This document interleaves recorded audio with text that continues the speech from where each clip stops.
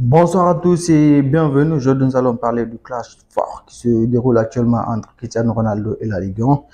Il faut rappeler que Cristiano Ronaldo, il a dit des choses concernant la Ligue 1 lors de la remise des trophées du Club Seekers Awards qui n'ont pas plu et il y a eu une réaction derrière assez étonnante de la part de la Ligue professionnelle de football française.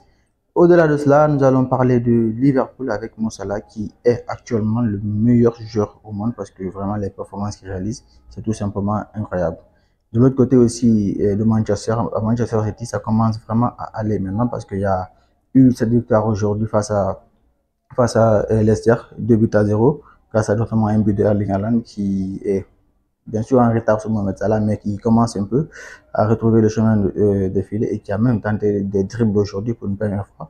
Ça a surpris pas mal de monde aujourd'hui. Pour commencer avec Cristiano Ronaldo qui, lors de la remise des trophées du Club Seekers Awards, qui a vu donc Vinicius être le meilleur joueur du monde, Cristiano a déclaré que la Ligue 1 et la Ligue saoudienne est meilleure que la Ligue 1, même si à mon avis c'est la vérité qu'il a dit, mais apparemment ça n'a pas plu trop aux Français et notamment à la Ligue professionnelle de football française qui a publié donc sur ses différents réseaux sociaux donc une image de Lionel Messi avec le Ballon d'Or et avec la légende Lionel Messi sous 38 degrés parce que Cristiano il a dit que dans la Ligue saoudienne, en fait, c'est très très difficile parce que les températures sont assez élevées. Ils jouent parfois des matchs à 37, 38, 39, parfois 40 degrés. Donc c'est assez difficile de jouer dans ces conditions-là parce que au niveau de la Ligue 1, en fait, c'est pas le même niveau, c'est pas dans les mêmes conditions, dans les mêmes atmosphères. Mais même avec cela, en fait, on voit que la qualité n'est pas au rendez-vous donc du côté de la Ligue 1.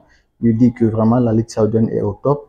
Et apparemment, donc, ça a été donc une réaction assez violente de la part de la Ligue 1 qui rappelle Cristiano Ronaldo qui n'a pas encore de ballon d'or et qui n'a pas remporté la Coupe du Monde, il faut le reconnaître, son rêve ultime. Il aurait aimé vraiment remporter une Coupe du Monde avec le Portugal pour mettre fin au débat, mais malheureusement, c'est Lionel Messi qui a réussi à remporter cette Coupe du Monde-là, qui a fait de lui, malheureusement, pour Cristiano Ronaldo, le meilleur joueur de l'histoire de football à tous les points de vue, ce qui est assez dommage, même si Cristiano Ronaldo a des qualités indéniables. Pour moi, c'est aussi le meilleur joueur. En tout cas, ils sont tous les deux des GOAT parce qu'ils ont fait des choses assez incroyables partout où ils sont passés. Donc, c'est un peu comme ça. Donc, la fin de la carrière, en fait, c'est là que Messi a gagné en faisant les bons choix, en restant notamment du côté de Barcelone et en rejoignant donc des clubs assez forts. Mais Cristiano Ronaldo, lui, il a fait le mauvais choix au mauvais moment de quitter le Real Madrid en allant à la Juventus de Turin. Il a perdu son ballon d'or 2018 et en plus de cela, il a décidé de retourner donc à Manchester United alors qu'il avait le choix de rejoindre Manchester City qui aurait été un top club qui lui aurait permis de vraiment briller au niveau international parce qu'à ce moment-là, City ils étaient vraiment en top forme. Il aurait pu donc enchaîner des buts, pourquoi pas remporter une Ligue des Champions. La saison où ils l'ont voulu, ils ont été jusqu'en demi-finale. Donc si Cristiano était là, je pense qu'ils auraient même été en finale s'il n'avait pas été blessé. Donc tout ça, en fait, c'est les mauvais choix de sa fin de carrière qui ont fait que malheureusement ça a mal fini pour lui et Lionel Messi au contraire donc ça a bien fini pour lui. Donc ça on clôt ce débat là. Concernant donc Mohamed Salah actuellement c'est vraiment le meilleur joueur au monde parce que là les performances qu'il réalise avec Liverpool c'est tout simplement hallucinant. Nous sommes déjà que vers la première partie de la saison, lui il a déjà réussi à marquer 20 buts et à délivrer 16 passes décisives. Ça, c'est les chiffres de la meilleure saison en fait de certains grands joueurs qui n'ont jamais réussi à atteindre ces chiffres-là. Donc, malgré qu'ils étaient des grands joueurs qui n'ont jamais réussi à atteindre ces chiffres-là dans leur carrière, au cours d'une seule saison, je pense notamment à James Rodriguez qui a fait une excellente carrière, mais qui n'a jamais, par exemple, atteint ce genre de chiffres-là au cours d'une seule saison en fait. Donc c'est dire à quel point Mo Salah il est incroyable avec Liverpool. Aujourd'hui aussi il a marqué, il a fait des passes, il a fait une passe décisive donc avec Liverpool lors de leur victoire donc face à West Ham à l'extérieur en plus. Donc actuellement c'est le meilleur joueur au monde et il va certainement prétendre au Ballon d'Or s'il continue ces performances là parce qu'il y a déjà ils sont premiers de la Première Ligue donc et ils ont 8 points d'avance sur le deuxième. Chelsea, donc, en ayant toujours un match en retard. Donc, s'ils gagnent leur match en retard là, ils peuvent avoir donc 11 points en fait, d'avance sur le deuxième, ce qui pourrait quasiment mettre fin en fait, à la course de tout, parce qu'on s'imagine vraiment Liverpool enchaîner 4 défaites à moins qu'ils aient des blessures inattendues, parce que dans le foot, tout peut arriver, comme on a vu ce qui est arrivé à Manchester City.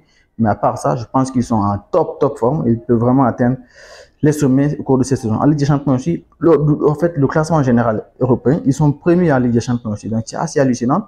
Et c'est dire à quel point ils sont performants au cours de cette saison-là. On pensait que le départ d'Ancelotti allait rendre les choses difficiles, mais non, pas du tout, finalement. En fait, ça, je dis pas que ça, le départ, comment ça s'appelle même, de Jürgen Klopp allait rendre les choses difficiles, mais non, pas du tout. Ils sont vraiment en top forme, ils ont vraiment trouvé un équilibre entre attaque et défense, entre pressing et contre-pressing, donc c'est tout simplement du très high level ce qui se passe là-bas actuellement, et c'est très bénéfique pour Moussa qui, s'il continue sur cette lancée-là, qui réussit un peu la Premier League, il est déjà le meilleur buteur de la Premier League avec 17 réalisations, aujourd'hui il a marqué, donc là, je pense qu'il pourrait être le ballon d'or de l'année prochaine, puisqu'il n'y a plus de Messi, Ronaldo pour barrer la route donc aux autres bons joueurs qui feront donc des saisons bonnes avec leur club. Donc là, je pense que s'il continue sur ce route-là, il pourrait être le deuxième Africain à remporter le ballon d'or à la fin de la saison. Et pour finir avec Manchester City, qui heureusement aujourd'hui ils ont réussi à gagner. Ils ont réussi donc à retrouver le rythme aujourd'hui, donc c'est une très belle victoire pour eux qui va donc essayer de leur redonner confiance parce que là ils sont en 5e en Premier League avec cette victoire-là, donc ça pourra aller pour eux parce que là leurs objectifs les objectifs vont changer. Le premier objectif déjà c'est de finir dans le top 4 pour essayer de se qualifier pour la Ligue des Champions. Et le deuxième objectif, c'est déjà de se qualifier aussi pour les phases à élimination directe de la Ligue des Champions parce qu'ils sont en très mauvaise posture, il faut le rappeler. Donc là, ils sont quand même, ils semblent s'être retrouvés parce que là, je pense que Pep Guardiola, il a décidé de revenir à ce qu'il faisait le mieux avant, c'est-à-dire dans son système de 4-3-3 habituel, qui est le meilleur choix à mon avis pour lui du côté de Manchester City, qui lui permet en fait d'avoir une équipe équilibrée, même si la défense elle est complètement éclatée, ça il faut l'avouer, mais au cours de ce mercato hivernal-là, s'il fait des bonnes recrues, notamment en cherchant un bon milieu défensif et un bon latéral gauche et un bon défenseur central pour suppléer un peu ceux qui sont là-bas, je pense que là, ça pourra aller pour lui. Parce qu'offensivement, ils sont garnis avec Savigno, Doku, Grealish, même si ça fait un an qu'il n'a pas marqué. Mais quand même, ils sont garnis offensivement et ils peuvent essayer de faire des bons résultats quand même. C'est tout en ce qui concerne cette vidéo. Laisse savoir ce que tu as pensé de ce sujet-là dans les commentaires et abonne-toi à la prochaine. Ciao.